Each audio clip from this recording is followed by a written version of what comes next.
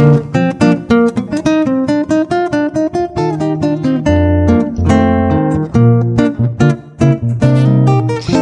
fitiavana dia voninkazo ka tsy nisay izay te ahazo nefa kosa tandray mosakaiza raha mifidy mahalina sy mahaiza tsy niendry ny mahafatifaty no itiavana raho sy pokaty tsy ny fomba ny mahatehitera no andraisana pika mentsera ny fitiavana dia voninkazo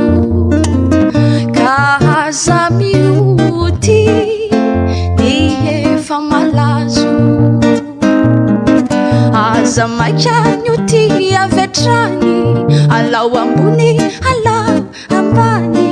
mandiny alovao miantefa sahoneny naozany rehefa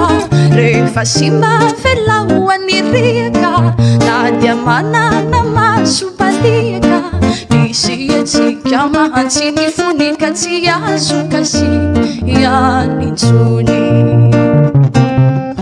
tsy niendry ny mahafatifaty no itiavana raho sy pokaty tsy nipikany mahatehitera no andraisana pika mentsera ny fitiavana dia voninkazo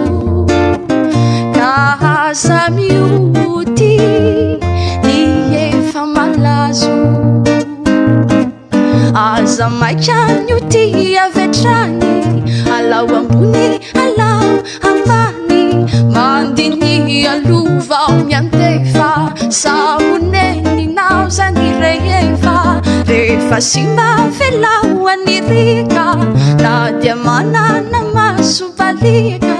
misy vitsika mahantsy ny fonika tsy azo kasi ianintsony